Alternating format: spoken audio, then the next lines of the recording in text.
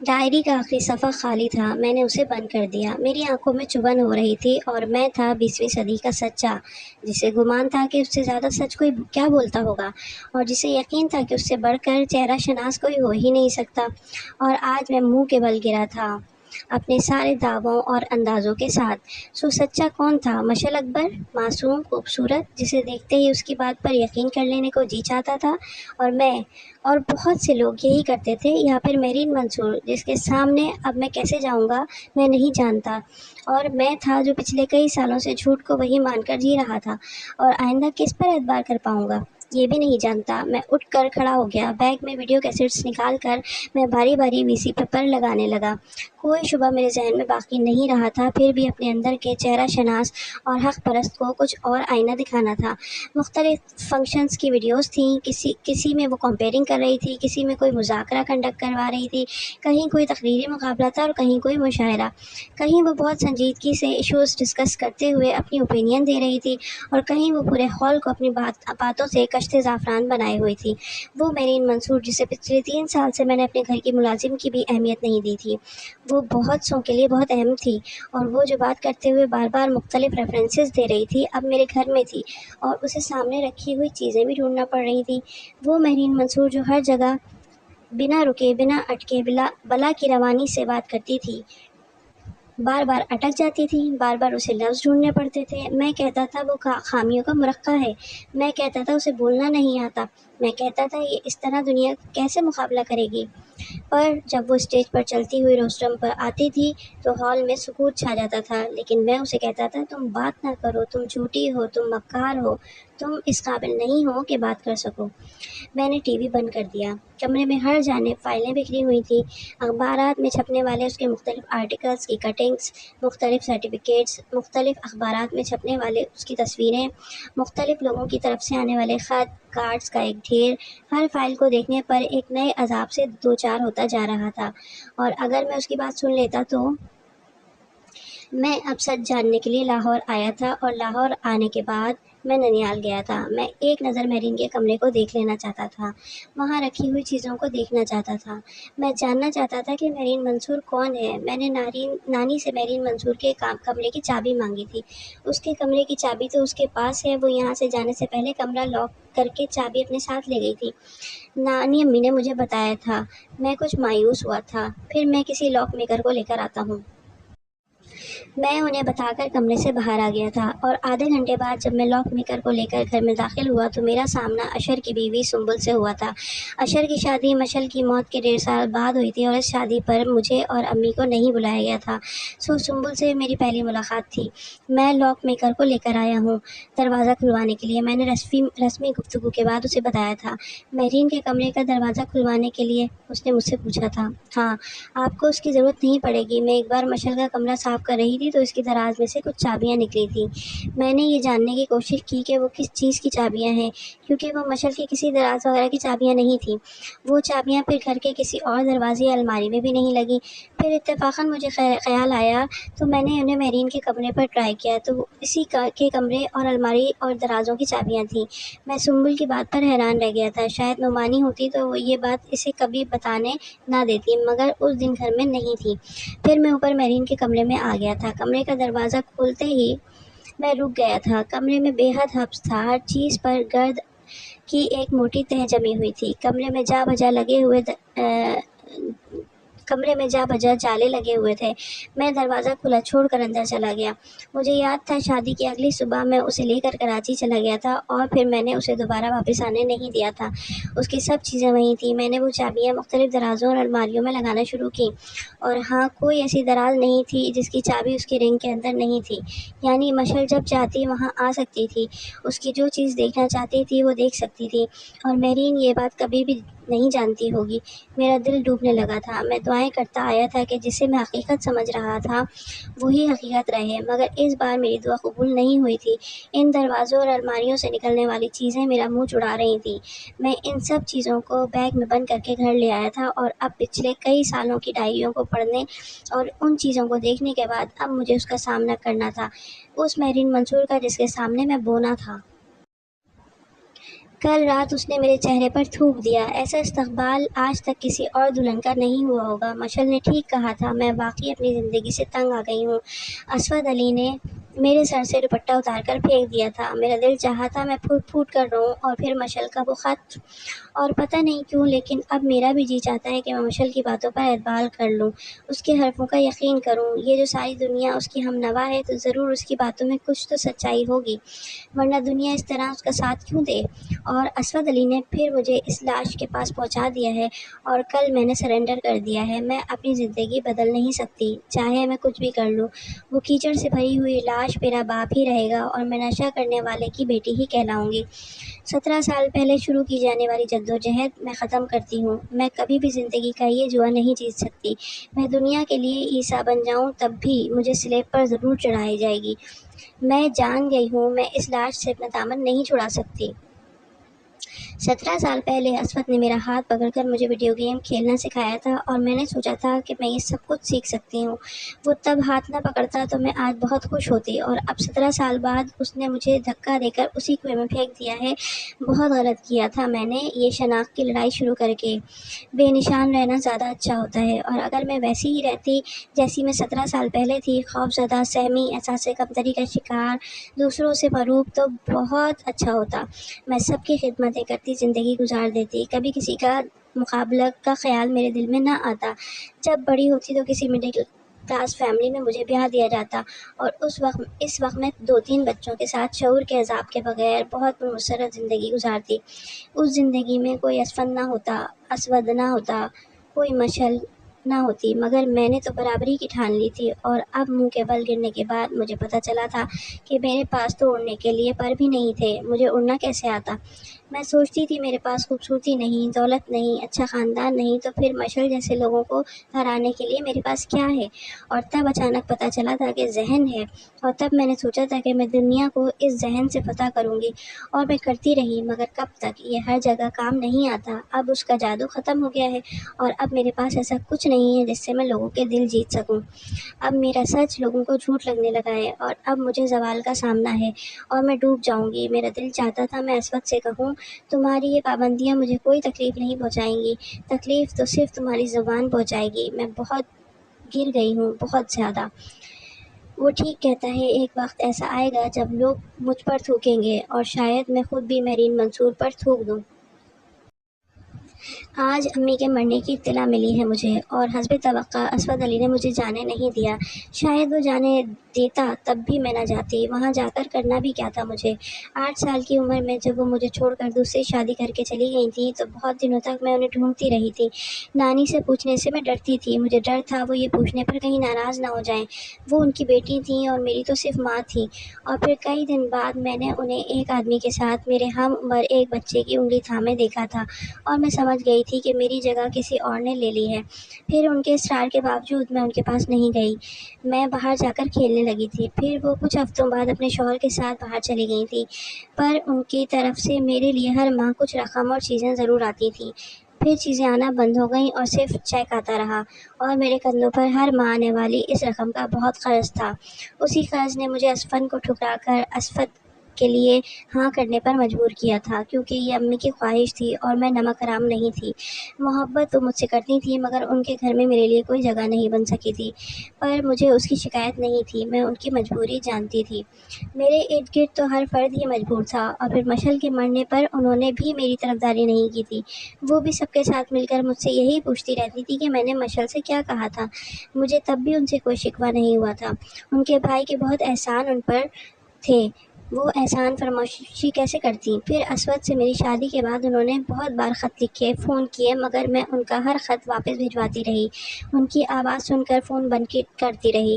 میں دھوکہ نہیں دے سکتی تھی اسود کو۔ افی خالہ اس بات پر ناراض ہو جاتی تھی، مگر میں انہیں کیسے بتاتی کہ میرے کردار پر اتنے داغ پڑ چکے ہیں کہ اب اور کسی داغ کی جگہ ہی نہیں ہے۔ اور اب جب وہ ہمیشہ کے لیے چلی گئی ہیں تو مجھے ان سے صرف ایک شکوہ ہے، انہوں نے مجھے پیدا ہی کیوں کیا؟ آخر میری زندگی کا مقصد کیا تھا؟ افی خالہ نے جانے سے پہلے مجھے کہا تھا، مہرو تم میرے بیٹے کو بد دعا نہ دینا، اللہ کے واسطے اسے کوئی بد دعا نہ دینا۔ اور میں نے ان سے کہا تھا، افی خالہ میری تو کسی کی دعا نہیں لگتی، بد دعا کیا لگے گی؟ اور سچ یہ تھا کہ میں تو گنہگار ہوں، بہت سے لوگوں کی، مشل کی، لینا گردیزی کی، سارہ کی، اسفند کی، اسود کی، ہر ایک کی۔ میں نے ہی کچھ غلط کیا ہوگا جو مجھے یہ سب بھگتنا پڑ رہا ہے۔ عفی خالہ چاہتی ہے میں روؤں، بہت روؤں، پر میں آنسو کہاں سے لاتی؟ رونا بھی تو ہر ایک کے مقدر میں نہیں ہوتا۔ پھر میرے پاس آنسو کہاں رہے تھے، اور فرق بھی کیا پڑے گا؟ پہلے بھی ہم لوگوں کے درمیان رابطہ کم تھا، 1.5 سال سے وہ مکمل ختم ہو چکا ہے، اور آئندہ آنے والے سالوں میں بھی اسود ایسا کوئی رابطہ نہیں ہونے دیتا۔ یہ رشتہ تو میں 1.5 سال پہلے ہی قبر میں دفن کر کے سو چکی ہوں، اب اس پر آنسو کیا بہاؤں؟ عفی خالہ نے آج مجھے کہا تھا تم بہت صبر والی ہو میرین، دیکھنا تمہیں اس کا کتنا اجر ملے گا۔ یہ صبر میری مجبوری ہے، مرضی نہیں، اور ایسے صبر کا کوئی اجر نہیں ہوتا عفی خالہ، میں نے ان سے کہا تھا۔ پتہ نہیں کیوں وہ مجھے دیکھ کر رونے لگتی ہیں، وہ اپنے آپ کو میرا مجرم سمجھتی ہیں، حالانکہ مجرم تو میں ہوں ان کی سب کی۔ مجھے مشل کہتی رہتی تھی پھوپھو میرین اسود کو بہت پیار کرتی ہے، بہت پسند کرتی ہے، آپ خدا کے لیے میرین کی شادی اسود سے کروا دیں، وہ دونوں بہت خوش رہیں گے۔ پر مجھے کیا پتہ تھا کہ تمہیں اس طرح زندگی گزارنی پڑے گی۔ میں کسی اچنبے کے بغیر ان کی باتیں سنتی رہتی تھی۔ مشل کا بھی کیا قصور تھا، اس نے بھی کچھ سوچ کر ہی کہا ہوگا، اسے میری اتنی پرواہ کہاں رہتی تھی۔ اور میں پتہ نہیں کیا ہوں کہ اسے مرنے پر مجبور کر دیا۔ پتہ نہیں مشل مجھے کبھی معاف کرے گی یا نہیں۔ میرا دل چاہتا ہے وہ ایک بار زندہ ہو جائے تو میں ہاتھ جوڑ کر اس سے معافی مانگوں۔ وہ اتنی خوبصورت، اتنی معصوم تھی، اور میں پتہ نہیں میں نے اسے ایسا کیوں کیا۔ آج عفی خالہ بھی مر گئیں، پھر کسی دن میں بھی مر جاؤں گی، پھر اسود بھی، یہ پورا گھر خالی ہو جائے گا، اور اسود سوچتا ہوگا اسے میری بد دعا لگی ہے جو وہ اپنی ماں کا چہرہ آخری بار نہیں دیکھ سکے۔ مگر ایسا تو نہیں تھا، میں بد دعا نہیں دے سکتی، بد دعا دینے سے کیا ہوگا؟ گزرا ہوا وقت واپس آ جائے گا، امی واپس آ جائیں گی، سب کچھ ٹھیک ہو جائے گا؟ نہیں، ایسا کچھ بھی نہیں ہوگا، تو پھر بد دعا دینے کا فائدہ؟ پھر عفی خالہ سے تو میں بہت پیار کرتی تھی، ان کے ہونے سے مجھے تنہائی کا احساس نہیں ہوتا تھا، پر آج کے بعد مجھے تنہائی کا عذاب بھی جھیلنا پڑے گا۔ مجھے اور عفی خالہ دونوں کو پتہ تھا کہ اب وہ زیادہ دیر تک زندہ نہیں رہیں گی، ان کی آنکھوں میں زندگی کی چمک بہت دنوں سے ختم ہو گئی تھی، انہوں نے مجھ سے بھی بات کرنا چھوڑ دی تھی۔ بات کرتی بھی تو ہر وقت معافی مانگتی رہتی، انہیں لگتا تھا یہ سب ان کی وجہ سے ہوا ہے، نہ وہ مجھے شادی پر مجبور کرتی، نہ میرے ساتھ یہ ہوتا، مگر میں انہیں کہتی رہتی ہوں کہ یہ ان کی وجہ سے نہیں ہوا، میرے گناہوں کی وجہ سے ہوا تھا، اگر کوئی ذمہ دار تھا تو وہ تھی میں۔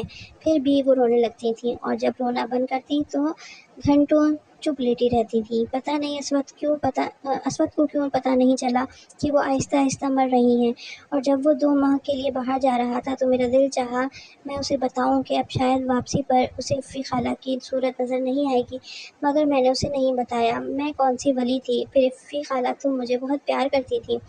آج گھر لوگوں سے بھرا ہوا تھا، اس وقت کچھ جاگ رہے ہوں گے، کچھ سو رہے ہوں گے، اور ہاسپٹل میں رکھی ہوئی عفی خالہ کو صبح دفن کر دیا جائے گا، اور پتہ نہیں اسود اس وقت امریکہ میں بیٹھا کیا سوچ رہا ہوگا، شاید وہ رو رہا ہوگا، پر میں تو نہیں روئی تھی، پھر اسے رونے کی کیا ضرورت ہے؟ بھلا رونے سے کیا ہوتا ہے؟ پھر لوگوں کو تو مرنا ہی ہے، کیا ہم انہیں روک سکتے ہیں؟ کل اسود نے مجھ سے کہا ہے کہ اس نے خالہ کی آخری خواہش کے احترام میں مجھے معاف کر دیا، پر میری سمجھ نہیں آیا کہ اب معاف کرنے سے کیا ہوگا۔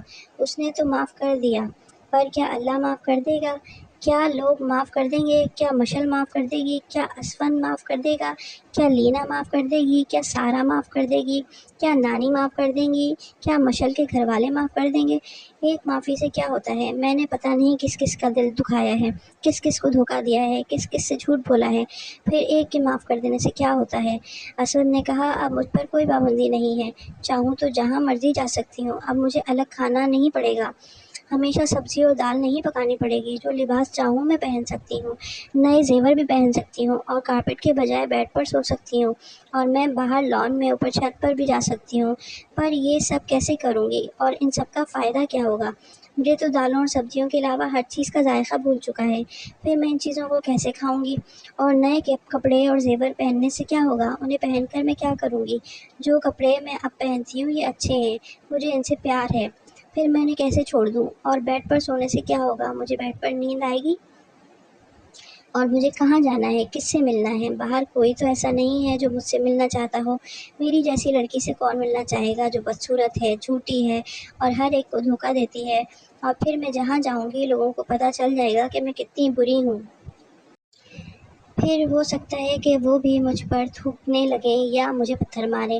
میں اب باہر نہیں جانا چاہتی، ہاں مگر لان میں جانا چاہتی ہوں۔ میرا دل چاہتا ہے میں وہاں جا کر گہرے گہرے سانس لوں، میں کھلی ہوا کو ہاتھ لگاؤں، میں پھولوں کو پیار کروں، میں پرندوں کو دیکھوں۔ میرا دل چاہتا ہے میں گھاس پر بھاگوں، اتنا بھاگوں کہ میرے پاؤں تھک جائیں، مجھ سے سانس نہ لیا جائے۔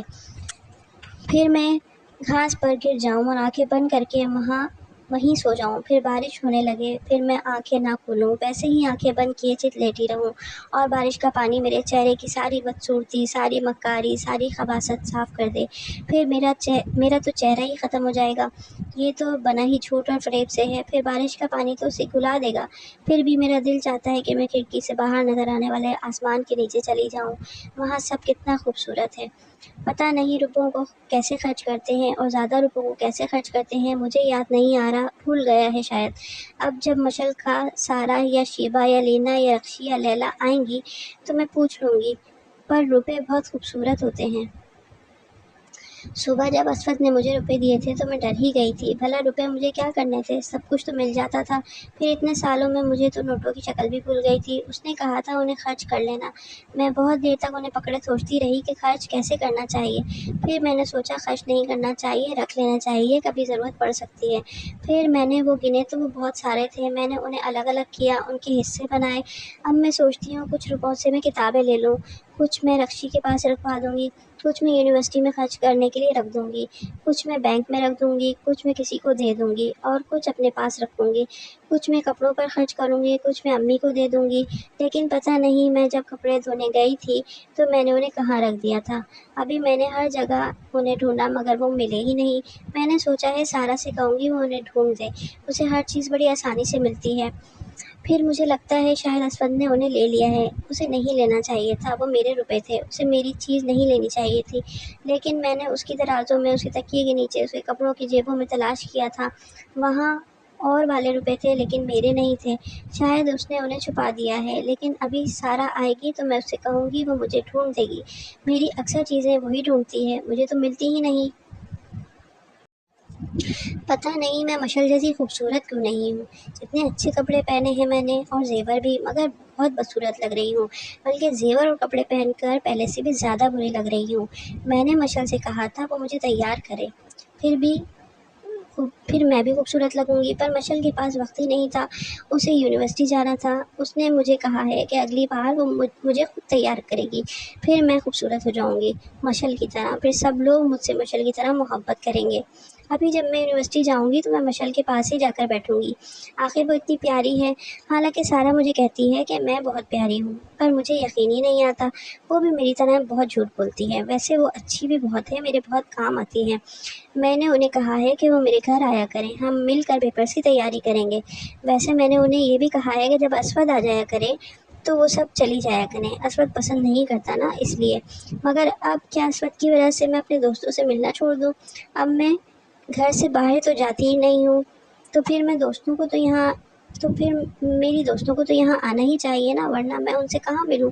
میں نے اسفن سے کہا ہے کہ وہ مجھے کچھ بکس گفٹ کرے، وہ ابھی تھوڑی دیر پہلے آیا تھا تو میں نے اسے کہا تھا کہ وہ جلدی مجھ سے ملنے آیا کرے۔ اتنی بار اسے کہتی ہوں، پھر وہ آتا ہے لیکن اسے بہت کام ہوتے ہیں۔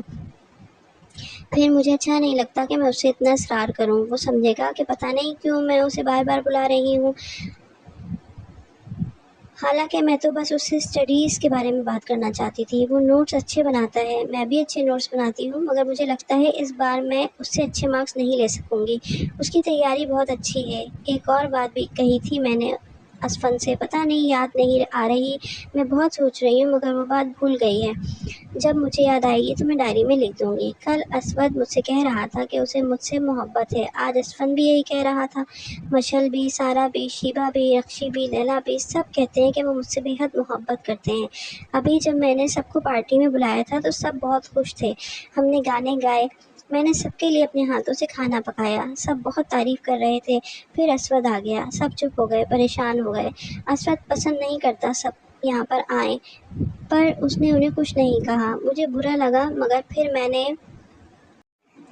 افی خالہ آج اصرار کر رہی تھی کہ میں زیور پہنوں۔ انہوں نے بار بار ضد کی۔ پھر مشل نے بھی ضد کی تو میں نے مشل سے کہا کہ تم زیور پہن لو، تو پھر اس نے پہن لیے۔ وہ بہت خوبصورت لگ رہی تھی۔ سارا نے مجھے ایک کٹ دیا تھا پر یاد نہیں کہ وہ کیا۔ آج یونیورسٹی میں سب کہہ رہے تھے کہ میں بہت اچھی ہوں، تعریف کر رہے تھے۔ پتہ نہیں کس نے کہا تھا کہ میری آواز بہت اچھی ہے۔ میں نے کہا تھا میرا دل نہیں چاہا آج کہیں جانے کو، مجھے بخار تھا، میں سارا دن سوتی رہی۔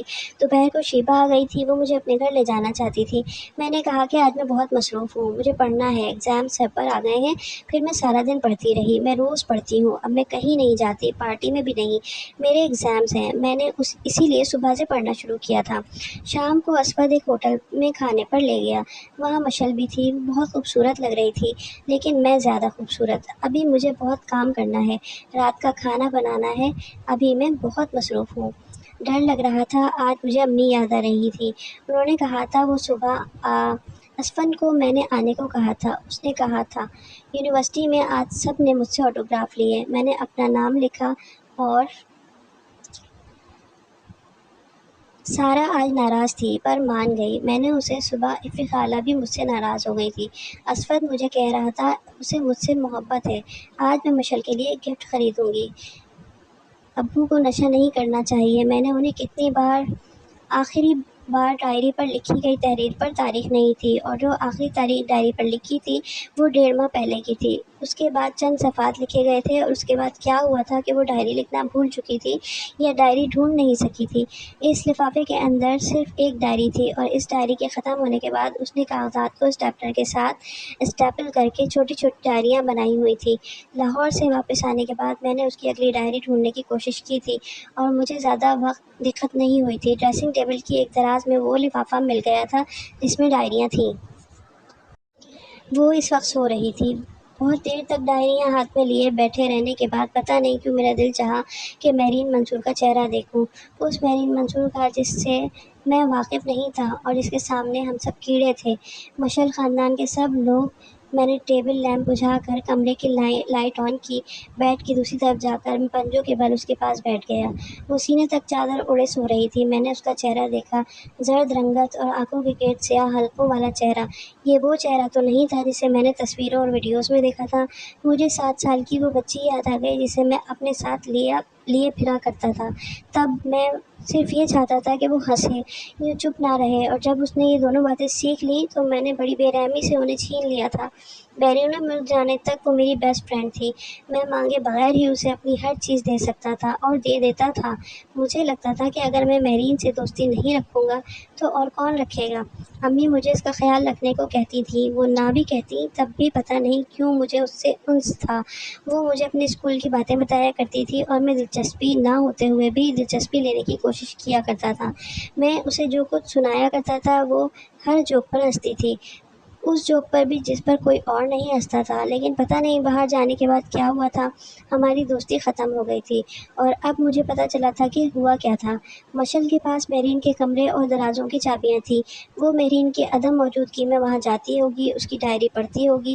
مہرین میرے لیے کیا فیلنگز رکھتی ہے یہ اس نے وہیں سے جانا ہوگا، اور پھر اس نے بڑی مہارت سے ہم دونوں کے درمیان غلط فہمیاں پیدا کرنے کی کوشش کی تھی۔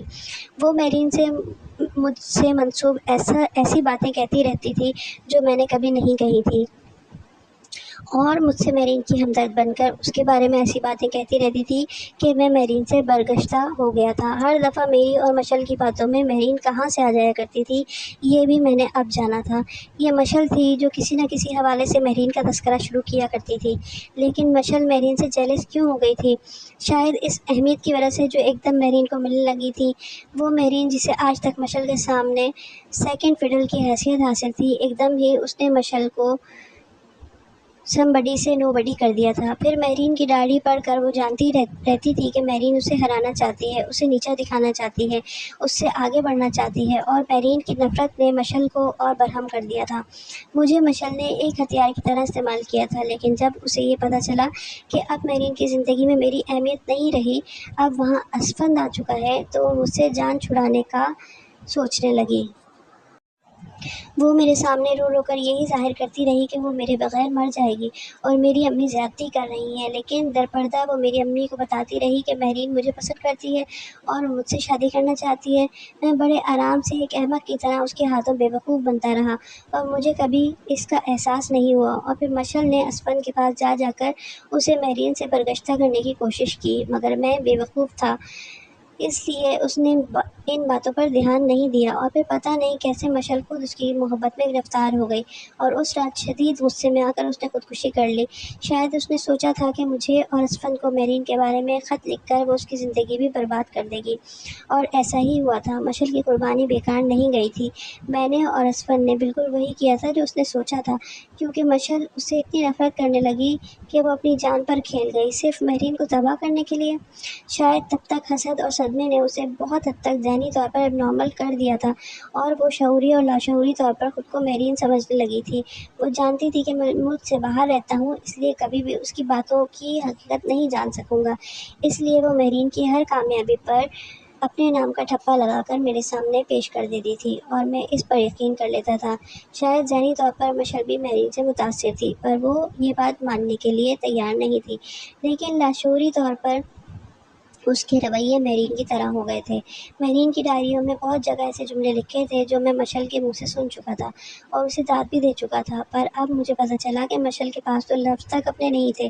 وہ شاید میرے سامنے لاشعوری طور پر مہرین بن جاتی تھی، اس کی طرح باتیں کرتی تھی، اس کی کامیابیوں کو اپنے نام سے پیش کرتی تھی، اور مجھ سے ملنے والی داد اس کی انا کو تسکین پہنچاتی ہوگی، کیونکہ میں وہ واحد آدمی تھا جو اس کی ان خوبیوں، ان صلاحیتوں کی تعریف کرتا تھا جو اس میں تھی ہی نہیں۔ اور مشعل اپنی ساری خوبصورتی، ساری مکاری، ساری چالاکی کے ساتھ اس وقت اپنے ہاتھوں کھودی ہوئی قبر میں تھی، یہ سوچتے ہوئے کہ اس نے مہرین کو شکست دے دی ہے، اور مہرین منصور اپنی عام صورت، اپنی ذہانت، اپنے سچ اور حوصلے کے ساتھ ابھی بھی زمین کے اوپر تھی، زندہ تھی، یہ سوچتے ہوئے کہ وہ ہار چکی ہے، اور میں تھا جو اپنی ساری ذہانت، صاف گوئی اور سچ کے ساتھ اپنے جھوٹ کو پروان چڑھاتا رہا، یہاں تک کہ یہ جھوٹ اتنا طاقتور بن گیا کہ اس نے سچ کو ہڑپ کر لینے کی کوشش کی، مگر سچ پھر بھی جیت گیا تھا، اور میرا کردار ایک پریچر، ایک پرفارمر سے گھٹ کر صرف ایک تماشائی کا رہ گیا تھا۔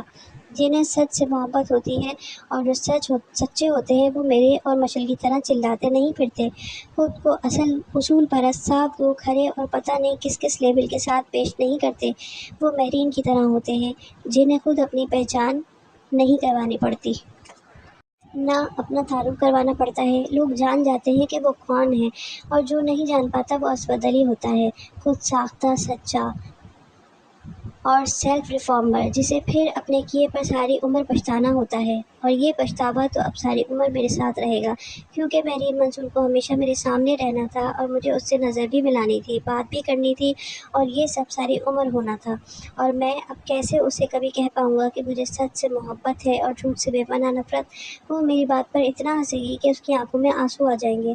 پھر میں نے ایک بار پھر اس کے چہرے پر نظر ڈالی، میرا دل چاہا میں اس کے چہرے کو ہاتھ لگاؤں، بہت نرمی سے میں نے اس کے ماتھے پر ہاتھ رکھ دیا۔ سب کچھ ٹھیک ہو جائے گا مہرین، سب کچھ ٹھیک ہو جائے گا، میں تمہارے لیے اس ملک کے سب سے بہترین سائیکیٹرسٹ کا انتظام کروں گا، میں تمہارے سب دوستوں کو واپس لاؤں گا، میں تمہیں وہ سب واپس دلاؤں گا جو تم نے خود حاصل کیا، اور پھر میں تم سے کہوں گا کہ تم مجھے معاف کر دو اور مجھے وہ پرانا اسود علی بن جانے دو جس کی زندگی میں مشعل اکبر نہیں تھی، جو لوگوں سے بدلہ نہیں لیا کرتا تھا۔ میں نے اس سے سرگوشی کی تھی، ایک دم اس کا چہرہ میری آنکھوں میں دھندلا گیا اور پتہ نہیں کہاں سے پانی آ گیا تھا۔ تم جزا سزا کا اختیار اپنے ہاتھ میں لینے کی کوشش مت کرو، تمہیں کیا پتہ کون گنہگار ہے کون بے گناہ، یہ علم تو اللہ کے پاس ہے، اور یہ اختیار بھی اس کے پاس رہنے دو، ایسا نہ ہو کہ تمہیں پچھتانا پڑے۔ میرے کانوں میں بہت عرصہ پہلے امی کی کہی ہوئی بات گونجی تھی، میں نے اس کا چہرہ دیکھتے ہوئے آنکھوں کی نمی کو صاف کرنے کی کوشش کی، مگر پانی تھا کہ بڑھتا ہی جا رہا تھا۔